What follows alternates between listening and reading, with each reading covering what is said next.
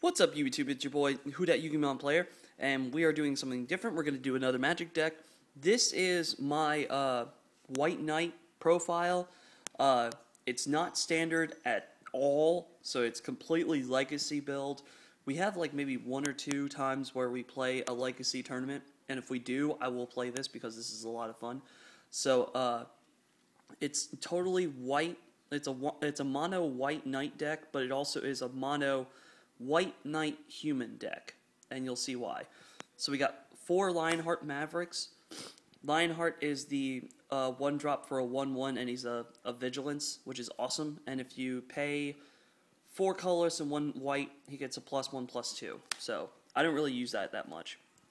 We got the main MVP. We got my boy Champion, 1 for a 1/1 drop. Every time a human's played, he gets powered up.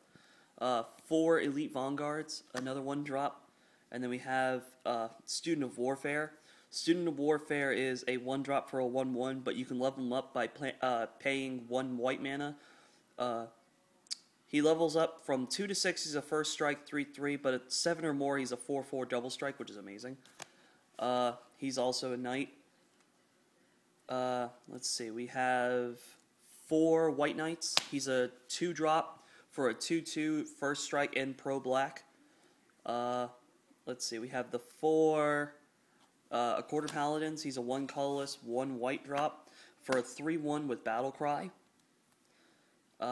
We have 2 Mirroring Crusaders for the 3-drop. He's double strike pro blue and pro black and green, which is awesome.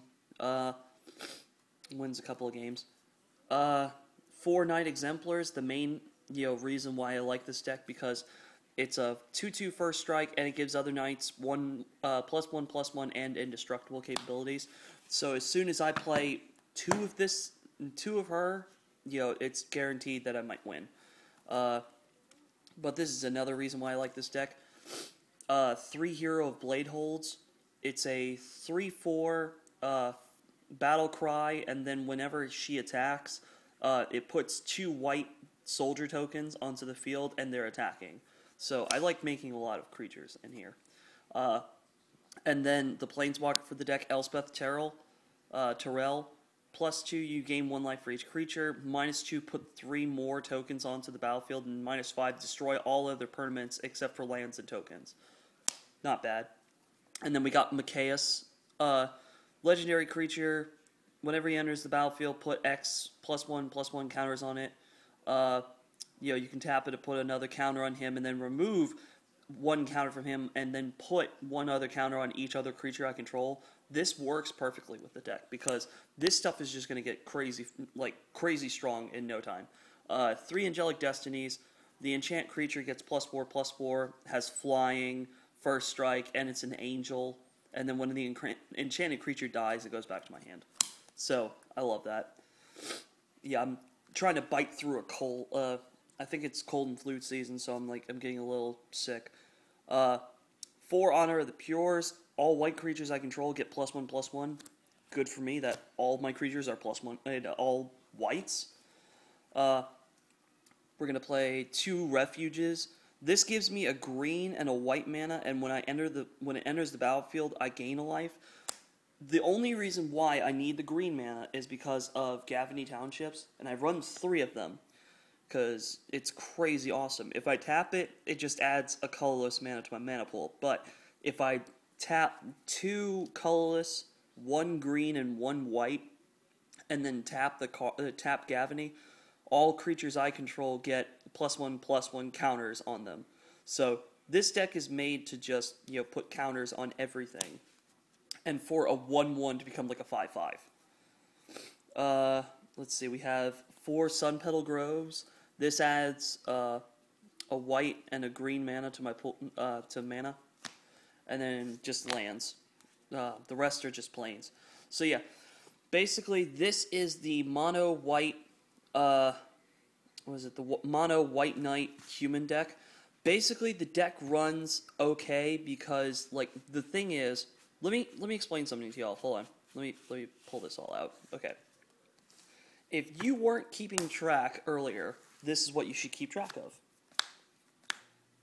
4, 5, 6, 7, 8, 9, 10, 11, 12, 13, 14, 15, and 16 creatures that are literally a 1-drop.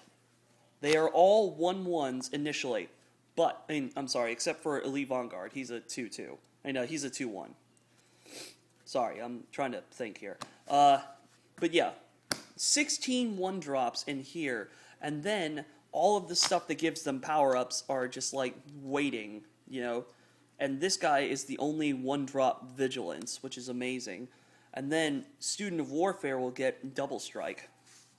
So, basically that's all my 1-drops. Let's go over the 2-drops. Alright, we got 4 A Quarter Paladins, okay?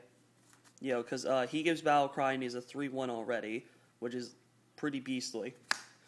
Alright, and then we have the 4 White Knights, okay?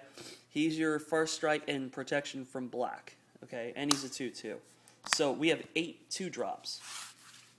Okay, let's see. We have 6 3-drops, but these 4 are essential, so you need 4 of him. You know, we have the 4 White Knights.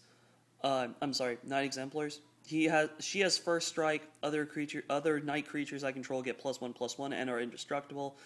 If I play 2, basically I'm almost guaranteed a victory. Especially with this deck.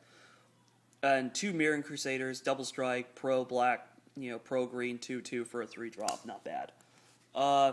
Everything else in here is a pretty high drop, but it's a late game situation, like Hero of Blade holds, especially if I have Knight Exemplars.